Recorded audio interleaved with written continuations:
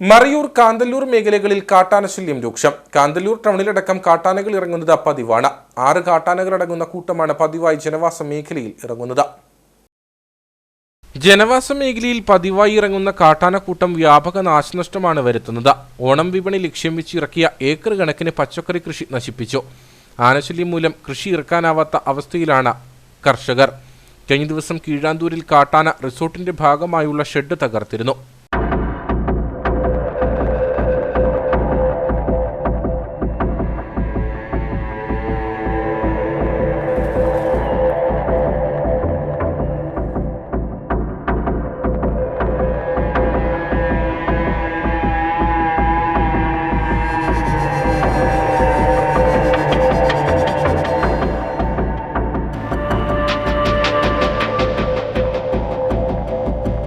പതിവായി ആനക്കൂട്ടം ജനവാസ മേഖലയിൽ ഇറങ്ങിയിട്ടും വനംവകുപ്പ് നടപടി സ്വീകരിക്കുന്നില്ലെന്നാണ് ആക്ഷേപം.